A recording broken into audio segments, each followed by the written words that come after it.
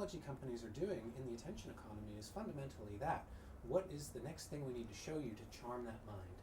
So it trains our mind to essentially be addicted to constant stimulation. Ooh, that's charming, I want a lot. That's why we multitask. We watch TV while we're on our phones.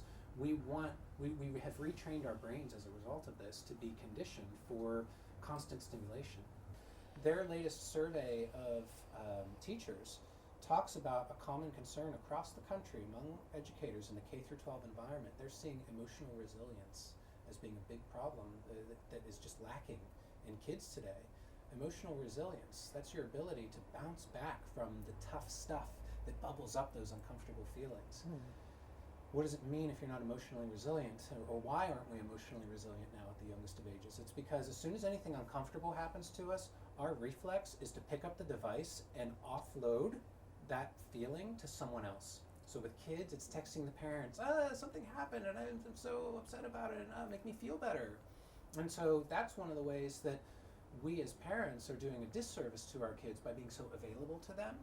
When you take that pain from them all the time and don't let them sit with it or learn how to navigate it and be comfortable with being human, which involves some emotional pain, then we're not allowing them to develop resilience to navigate life's challenges. We're doing a disservice by protecting them from uncomfortable feelings and uncomfortable situations. Who is going to rise up in this occasion and fight for what's right? It needs to be all of us. I really think it needs to be us parents and community leaders, and if we're not community leaders, we need to rise up.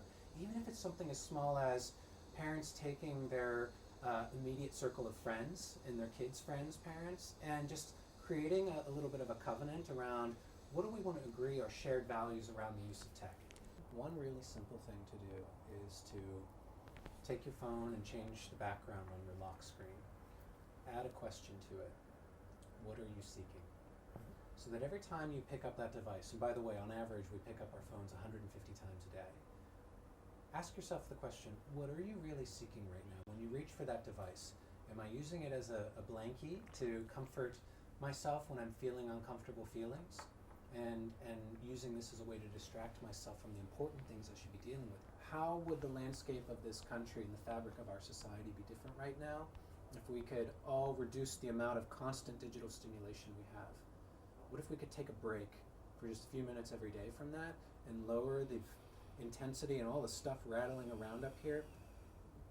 What would happen is that we'd all be a little more present in the moment. We'd all have a little more capacity to be less stressed. And that means that we can be a little more compassionate with ourselves, be more compassionate with ourselves, and more compassionate with the people around us. When someone's getting stressed and freaking out about something in the office or in your life or in your home, what happens if you just have like 2 more minutes of capacity to comfort them instead of being worried about your stresses or, I don't want to deal with that, I want to look at my phone again. I wonder what would happen to the dialogue in this country and the dynamics in our cultural fabric right now, our societal fabric, if we could just take the notch down view on how much stimulation we're constantly exposing ourselves to.